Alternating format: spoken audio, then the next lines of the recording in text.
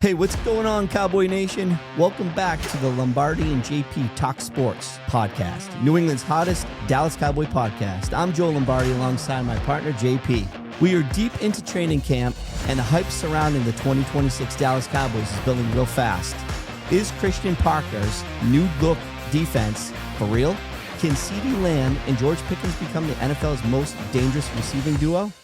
And with all those weapons around him, does Dak Prescott officially have no more excuses? We're breaking it down, the biggest stories, the hottest position battles, and whether these Dallas Cowboys are legitimate Super Bowl contenders. Hey, JP, let's talk Cowboys. All right, a couple headlines for you guys. Unlike Jerry Jones' move, he re-signed or extended Quentin Williams to a 3-year deal, for one of the highest paid contracts in his position. That's an unlike Jerry thing, but what a huge signing for the Dallas Cowboys. There's some rookie buzz about Caleb Downs. He's been playing great so far in the mini camp and in training camp. So he's been a lot of fun to watch on the film, breaking up some passes against CeeDee Lamb. Obviously, we have all of our offensive linemen for the first time healthy to start this year. So knock on wood that they're going to be ready to go for week 1 against the Giants. And then obviously Dak Prescott came to the headlines saying the offense will be the greatest offense there is, the GOTI offense. And we're definitely going to get that today in the show. But again, we're right on the cusp of another NFL season. I cannot wait. This is going to be so much fun to cover this year. And I really feel like this is going to be a really good year for the Dallas Cowboys. But let's get right into it, Joe. Obviously, you've been watching the Cowboys for a long time. And obviously, every year they go to Oxnard to do their training camp into the preseason, stuff. What do you think? What is the biggest takeaway of this year that's been different from other years prior? Because it's one of those things where, with all the moves that we made this year, I feel Jerry had a decent offseason, with his team to get some new guys in here. We have a lot of new starters. What's the biggest thing you've seen this year that we're on the right track of being a contender? Well, I honestly think that when you evaluate the 2026 Dallas Cowboys, you have to, and we're gonna get right in it with Quentin Williams, obviously, but you have to say to yourself, there are 7. This could be the largest turnover I've ever seen in Dallas Cowboy history. 7 defensive players that are new or are new to the lineup, for that matter. So, and in addition to the obviously Christian Parker being the defensive coordinator, so you have a complete makeover on the defensive side of the ball. Not only do you have a complete makeover, what the biggest thing I see is them being a legit team this year is that not only is it a makeover, it's a legit makeover. They brought guys in that are legit, and they've done a lot of work on the defensive side of the ball. They just didn't find has-beens or guys that are name that Jerry wanted to pull a name in for a ticket sale. These guys can play. The question now comes, yes, I do think they're buying into Christian Parker's new defensive look. However, how long is it going to take for them to gel, and how long is it going to take for them to play together? Right. No, and again, it's one of those things where for me, just seeing Christian Parker, they mic'd him up a couple practices. You could see. I wish they were on Hard Knocks again. I love watching the inside scoop. But seeing him, I listened to all his interviews on the W the Fan, and he just seems like a smart, bright guy. I think he's a lot to prove in this league. Obviously there's been growing pains with him. It's his first year taking the helm, but I'm definitely really excited to see what he can do with this defense and hopefully make us a top 10 defense this year. But time will tell. With Quentin Williams, though, this just changed everything on his defense, though, right? Well, before we talk about Quentin Williams, I think it's important. I'm going to pull up my notes. I don't misstate something. Let's go back to this, okay? Let's go back to the Packers, because this all started with the Packer trade of Micah Parsons. And I don't want to beat a dead horse, but I think it's important to lay the foundation down. The Packers got Micah Parsons a 4-year deal signed for $186 million, right? Mm-hmm. Okay. So the Cowboys get Quentin Williams a 3-year deal at $105.9 million.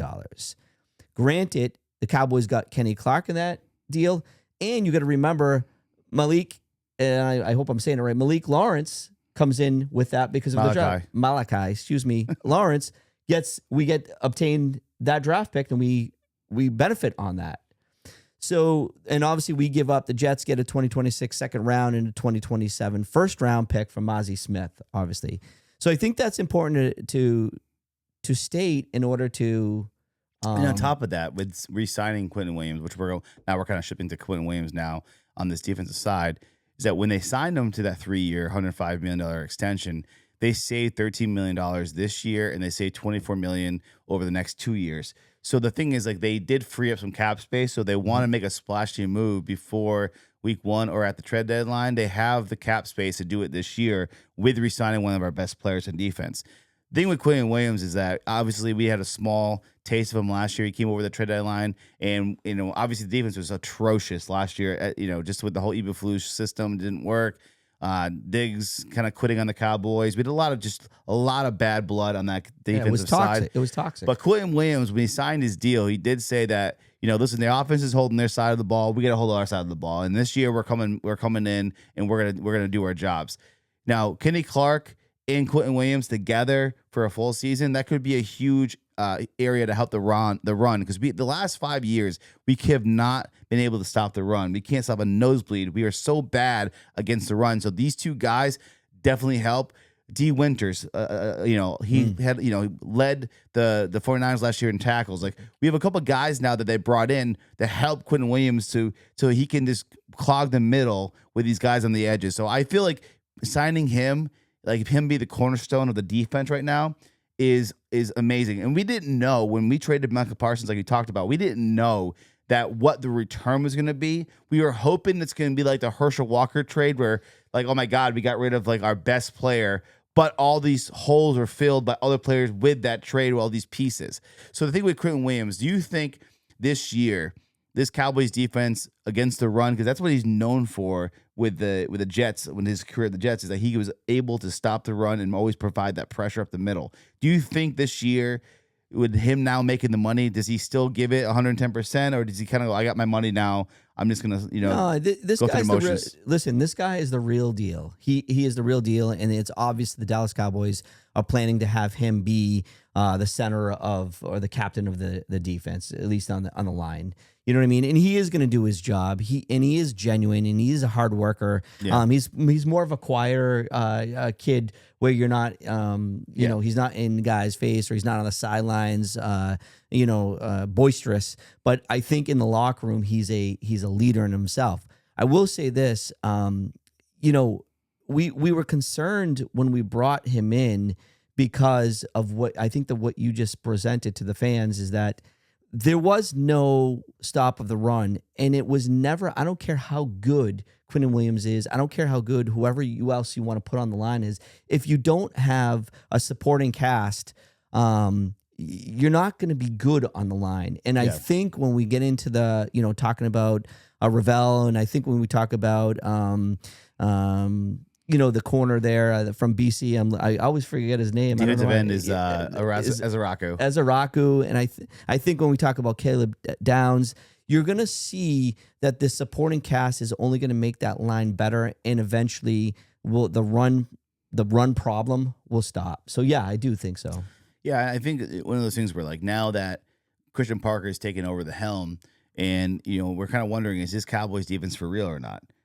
So the thing is, like, the one guy though I feel like we don't really talk about. We kind of were excited when we signed him in the free agency, was Jalen Thompson.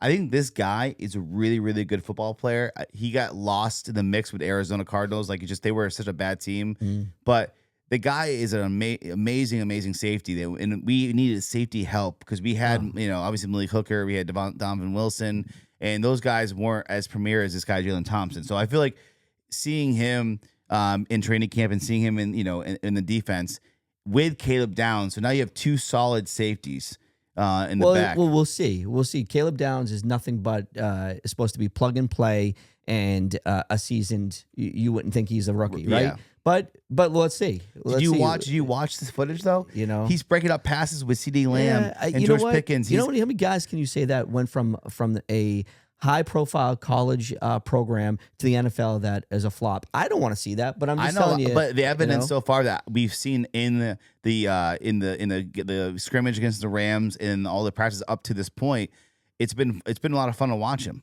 Oh, you know. So when no doubt. when you're asking me like, is this defense for real? I mean, like, I think we have a chance to be in the top 15 for sure. I think right now I feel a lot better because Kobe Durant is another guy from the Rams we signed in the offseason. And we didn't see that. We didn't see a lot of good cornerback play. With Diggs was terrible. Bland was always hurt. Ravel was coming back from an injury. We had a really bad cornerback play. But the thing is, like, you know, and safety play. So right. I mean, it was not helpful on either end. But do you think this is this new scheme could fit this group of guys? I think Christian Parker is doing a good job with kind of playing to the strengths. What do you think? Yeah, I do think so, and I think. Some of the things I've read, some of the things I've seen, some of these interviews, it appears that the players have really bought in to Christian Parker's, like we said in the opening, Christian Parker's style of defensive play. I think they trust him already. I do think there's a bond there. I do think there's some a cohesive agreement or respect, rapport. So I do think that this defense is going to come along. Like I said, I think the biggest question is how do they gel together? I just I think that's a really big part. Chemistry sometimes is even bigger than talent. You know what I mean? When you have good chemistry, we all know that can turn into when people say, oh, they're playing over their heads, most times when you see they're playing over their heads, it's because the chemistry is amazing and it's taking them to the next level. Yeah. So we'll see. Yeah. So again, like Dak Prescott making headlines again. Like you said, Joe, like there's no more excuses for this guy. Like he's such a good regular season quarterback. And it's kind of reminding me, like, are we in this whole Tony Romo funk where like, is this what he's going to be known for? Is Dak Prescott's going to be just a regular season quarterback, gets a winning record, gets in the playoffs, and then when we get into playoff time, he never performs? The thing is, like, you know, I don't know. Like, we have such a great offense this year. Like, there's going to be no excuses for him to play poorly in the playoffs. If everybody stays healthy with the offensive line being what it is, George Pickens and CeeDee Lamb. But you know, again, Joe, what do you think? Like, this is his 11th year going into the league. What's your thoughts on Dak Prescott? What is he have, like 3 or 4 playoff wins? Yeah, it's rough. I mean, okay, catch 22 here. I'm going to say it. Dak Prescott's offense and what he did last year and years prior is nothing to shake a stick at. He has been like him or don't like him, he's been a legitimate quarterback. And up until last year, I think the Dallas Cowboys finished top 3 in offensive stats. Like for sure, top 5.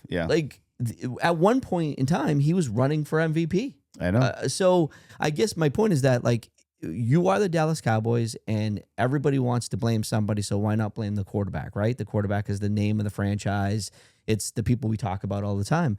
But in all honesty, like, yeah, people, I think ignorant football fans are going to say, oh, he's Tony Romo, 11 years, four playoff wins. So I'm ignorant. I said that. Am I ignorant too? Listen, respectfully, think about this. If the defense can't stop a nosebleed. He's been the same, though. Yeah, but how much better do you want him to be?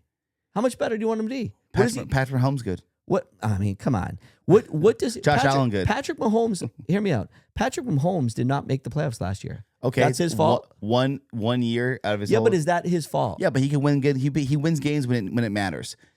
His defense. Hold on. Let's pass. The last playoff game Dak Prescott played was atrocious. He played against the Green Bay Packers, and we got our faces stomped. I don't care about how bad the defense was. The offense didn't score points. And also, the time before that, the 2 games in the playoffs against the 49ers, we lost both. One to Jimmy Garoppolo and one to Brock Purdy. Like, again, they had a good defense, the 49ers, but if you have a great offense and you have all these weapons, you have to score points to win playoff games. So I get what you're saying. I do get what you're saying. And I'm not giving, you know me, I'm the last person to give Dak Prescott a free pass. But I am saying this. You called me ignorant saying that he's not a Tony Romo. Right now, he's Tony Romo. Right now, he's Tony Romo. No way. Romo had one of the best. Stat-wise, No. Dak Prescott's better than Tony Romo stat wise. The league is so soft now. It's not even the same. Well, you can't just Every 10 change years, the narrative when it years. fits your but script. But Tony Romo was a gunslinger in the regular season. I loved watching him. He's a fun guy to watch. But when it came down to the end of the season, where it mattered most to get into the playoffs or in the playoffs, he has probably the same amount of playoff wins as Dak Prescott. The thing is, the year the no catch Dez in Green Bay, yeah, we had one of the best teams ever. Defense was top 10. Offense was top 5. We had DeMarco Murray led the league in rushing. We had Dez Bryant. We had, Tony Romo, all those guys. They had a great team. Offensive line was the best in the league. Zach Martin, Terrence Smith, all those guys. We literally lost that game and we wasted another year. Now, right. You can't blame it all on the rest with the no catch thing. Whatever. It is what it is. But Tony Romo had that team where you can't say, well, the defense is bad all these years. That's one year. I know, but Dak Prescott is entering this year. This year is year 11. This defense, I think, is way more is definitely improved from last year, and because all the personnel changes. The offense was top 3, top 5 last year, and we missed CeeDee Lamb for majority of the year. After he got hurt in the Chicago game, he literally missed like 4 to 5 to 6 games. He's not 100% healthy. So listen. So this year, everybody's back. You are right about this year. I agree with you with your argument with regards to this year. But you can't, as a Cowboy fan, you can't look at Dak Prescott and say he's the failure. Dak Prescott has done his job. The problem is that we had a clapper. Remember the clapper? Yeah, I hear you. Jason Garrett. Jason Garrett was useless for 10 years. You know what Jerry Jones said in one of his interviews way back when? I don't know if you remember this. You know what one of his biggest regrets are? Believe it or not. What? He said, I regret never building teams. Not that one year that they had the team that you just mentioned, every superstar you could, but he regrets not building teams around Tony Romo because he felt Tony Romo could, hear me out, Tony Romo could have won. What Jerry Jones has done this year is he built a team around Dak Prescott. I totally agree. So let's see if Dak Prescott can come through. Owners say though, Jim Irsay said the same thing about Peyton Manning. I wish I gave him a better defense. He would have won more Super Bowls. Or I wish I put a better team around Andrew Luck. He would we win were Super Bowls. last year. We were 32. I know, but what I'm trying to tell you is that, like, again, Jerry Jones, I agree with you, this year has done more in the offseason than he's done probably since the Deion Sanders since the Super Bowl days. Yeah. So this is the most he's ever done. I agree. To bring guys in, right, to improve where the weakness is. Now, how could he do it? It was because of that Parsons trade. Well, which is a great move. Here's the thing. We talked about this last show, I think, and we're going to bring it up again because it's really important. What do you think? Take Dak Prescott out of this and take the Dallas Cowboys out of this. If you have a top ranked offense, 1 through 5, let's say, top 5 offense, what does your defense have to be for you to be a contender? It doesn't matter if you have Joe Montana back there. Yeah. Your defense has to be, I don't know, is it 10? Serviceable, at least. Is it 15? I think with that offense, if you have a top 10 defense, we definitely can make it run. Yeah. But before we go any further, let's give our sponsors a shout out. Today's show is proudly sponsored by Lee Creative Media, where stunning photography and creative storytelling come together. Whether you're building a business, promoting an event, or looking to elevate your social media presence, Lee Creative Media will be there to help you achieve these goals. And we want to let everybody know we're so excited that we have an event scheduled at Murphy's Pub in Manchester, Connecticut. We're going to be doing a live broadcast on site on September 27th. It's week 3. Baltimore Ravens are playing the Dallas Cowboys. They're playing in Rio. The game starts at 4:30, but we're going to be there at 1 o'clock for the 1 o'clock games and be there all to the end of the Cowboys game. And at the end of the Cowboys game, we're going to do a live broadcast. There's going to be so many giveaways. There's going to be prizes, everything else. And we're going to hang out with you guys, watch football. And it's going to be a fun evening. So we hope to see you guys there. Tell your friends, all your Cowboys buddies, come out to see us September 27th, Murphy's Pub, Manchester, Connecticut. We hope to see you there. Yeah, I can't wait. And it's an outdoor event. I mean, if we do get bad weather, we will be indoors. But the coolest thing about this place, I don't know if you've ever been there, is it's an outdoor event. The patio's great. And the patio is pretty awesome. So we're looking forward to do a bunch of giveaways, raffles, some interactive things. And we don't want to give away all our secrets, but some interactive fan interaction with regards to trivia and some other things we won't. And they have so many great TVs out there. Again, it's a great outside spot. We're hoping we're going to be outside, not inside. But again, we hope to see you guys there. September 27th at 1 o'clock. We'll be there all day watching football with you guys. And we'll do a live broadcast right after the Cowboys game concludes. So, Joe, again, but why does Dak Prescott have to say something like the greatest offense there is?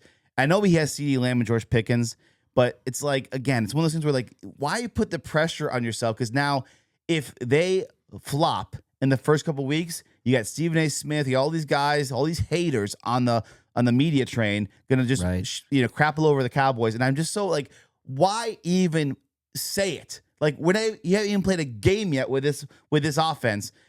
We know we're good last year, but that was last year, and we didn't make the playoffs. We're 7-9-1. I don't know why he has to do this to himself. I think he's excited. I honestly think, I know it's ignorant. Once again, I'll use that word with regards to Dak, but I think it's ignorant, but I also love it. And I love it because I don't think Dak is actually talking about true. He's not going to tell you this, or he's not going to say this in the media, but he's not talking about the offense. He knows what the offense brings. Javonte Williams was over 1,000 yards last year. George Pickens, and we'll talk about it in a minute, but George Pickens and CeeDee Lamb could be the best duo in football. Do you think the best duo? So no doubt. Absolutely no doubt. As a matter of fact, I'm starting to think that Pickens might be the number one. No, don't. I don't know. Go there. Don't go there. But let me get back to the real brief comment about this.